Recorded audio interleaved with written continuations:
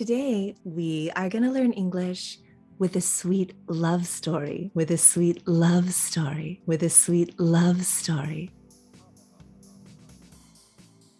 My name is Dawn, and I created this channel for English lovers and English learners who want to connect with English on both an intellectual and a feeling level. I make English meaningful and memorable with vivid examples, personal details, and fun rhythmic practice. So if that sounds interesting to you, be sure you're subscribed. And so today I want to bring you a sweet love story that contains something that has stuck firmly in my mind from the first time I saw it, and I think it might stick with you as well. So as I read you this short love story, I want you to notice the natural rhythm of English. This is a distinctive rhythm that's created by stressing and stretching out some syllables and going quickly and lightly over others. This rhythm is actually what allows spoken English to flow. So noticing it and practicing it will definitely improve your English. And it's one of the most fun and irresistible parts of spoken English. So I'll read the story for you, and after that, you'll get a chance to practice the rhythm and intonation with me. I have always believed in talking a little bit about English rhythm and then doing English rhythm a lot. So today, that's what we'll do. We'll talk a little bit about English rhythm, and then we will do English rhythm. That's the only way to really get it into your system, and that's what allows it to start coming out in your speech. So this will be a great American English rhythm and intonation practice. And do you notice the rhythm of that line? Rhythm and intonation practice. Rhythm and intonation practice. Because English is inherently rhythmic. So let's start noticing that rhythm. So are you ready for the story? First, just listen to the story, enjoy the images, and notice the rhythm. And later, we'll practice it together. Once there was a boy walking in the grass of the forest, looking around, looking at the trees. He said, "I'm going left." But on the left, there was a little girl in a cage. The boy thought, "I will rescue her." So he ran there and opened the cage. And they were so happy to be free that they hugged each other with much affection and love, so that hearts appeared on their head. And this really is the end of the story. And they got married. What do you think? That's the story. That story was actually written by my son when he was 5, and it was originally written in Spanish, but we translated it. We translated it into English, and I can't help noticing that line, translated it into English. That's kind of challenging, but also kind of fun, right? Translated it into, translated it into, translated it into English. We translated it into English so our English speaking friends and family can enjoy it, and so can you. And we added it to this collection, actually, of his stories. He started writing stories when he was very small, and he still writes them today. This is a collection of some of our favorites that we published. The Most Polite Person in the World is the title of that story I just read you, and it's in here. And besides just being a very simple, sweet love story, the thing that bowled me over, and when I say bowled me over, you know the game of bowling, right? Imagine that I am a bowling pin and the ball comes and hits me. Whoa, I do this. So that's how I felt.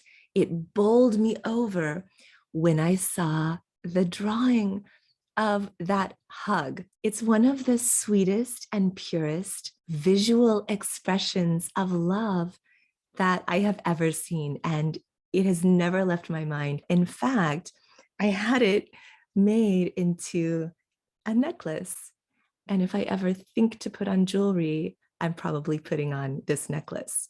So I hope you enjoy that image of the hug as much as I do. And if you know someone else who would enjoy this pure, sweet love story, you could share it with them. I doubt they will find anything like this anywhere else. Now, keep that good feeling you have from the image and from the sweetness of the story. Take that feeling and we'll bring it over with us into the rhythmic practice. So, to get you ready for the rhythmic practice, I want you to know that there is inherent rhythm in spoken English. And if you take any chunk of speech you hear and just pay attention and repeat it, you can find that rhythm. You can find and fall into that rhythm. And like I said before, the distinctive rhythm of English is produced by a combination of stressed syllables, which are stretched out, and unstressed syllables, which are quick and light. And the vowel in those quick, light syllables is often reduced to the tiny, tiny schwa. And did you hear me? I did it there. To the, not to the, but to the tiny, tiny schwa, to the tiny, tiny schwa, to the tiny, tiny schwa. Yes. And the schwa, of course, sounds like So it takes a little practice to get that quick, light touch to go lightly over the unstressed syllables. But this simple story is a perfect place to practice, a perfect place to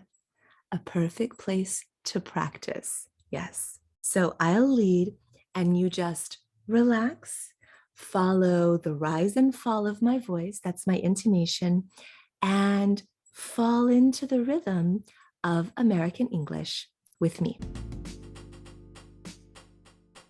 Once there was a boy, once there was a boy, once there was a boy, once there was a boy, walking in the grass of the forest, walking in the grass of the forest, walking in the grass of the forest, walking in the grass of the forest, looking around, looking at the trees, looking around, looking at the trees. He said, I'm going left.